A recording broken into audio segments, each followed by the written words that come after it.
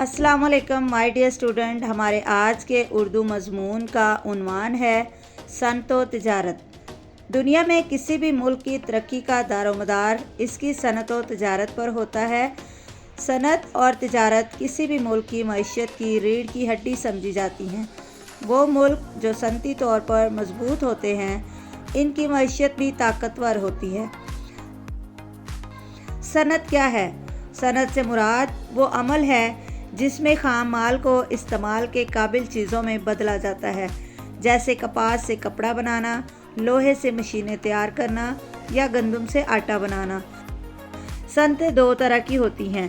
Number 1 छोटी सनतें जैसे दस्तकारी, बर्तन साजी, कपड़ा बुनना वगैरह। नंबर 2 बड़ी सनतें जैसे सीमेंट, स्टील, मशीनरी, गाड़ियाँ और बिजली बनाने की फैक्ट्रियाँ। ये सनतें ना सिर्फ लोगों को रोज़गार फराहम करती हैं बल्कि मुल्क की पैदावार में भी इजाफ़ा करती हैं। तिजारत क्या है?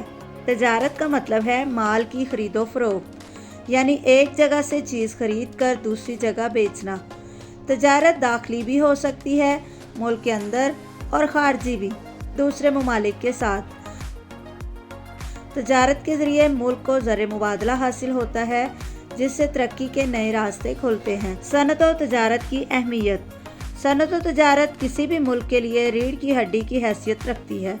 इनसे रोज़गार बढ़ता है, गुर्बत कम होती है और मुल्क खुद कफ़ील बनता है।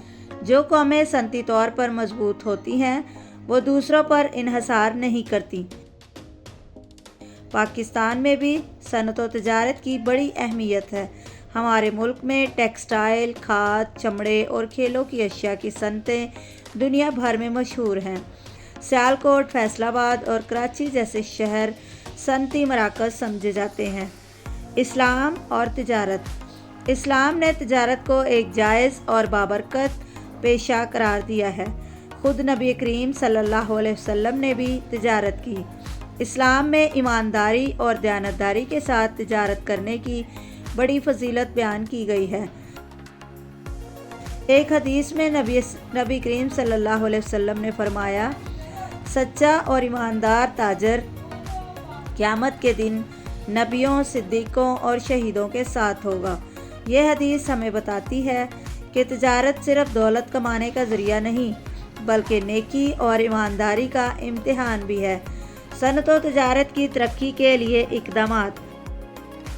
हुकूमत को चाहिए कि वो सनतों के फ़रोग़ के लिए आसान कर्ज़े, बिजली और गैस की सहूलतें फ़राहम करे ताकि नई फैक्ट्रियाँ लग सकें। इस तरह नौजवानों को छोटे कारोबार शुरू करने के मौके दिए जाएं। अगर मुल्क में सनतें बढ़ेंगी तो बरामदात भी बढ़ेंगी, जिससे मुल्क माशी तौर पर मजबूत होगा। नतीजा। आखिर में हम कह सकते हैं कि सनत व तिजारत किसी भी मुल्क की खुशहाली की बुनियाद है। इनके बगैर तरक्की मुमकिन नहीं। अगर हम मेहनत, दयानतदारी, ईमानदारी के साथ अपनी सनतों और तिजारत को फ़रोग़ दें तो पाकिस्तान एक मजबूत और खुशहाल मुल्क बन सकता है।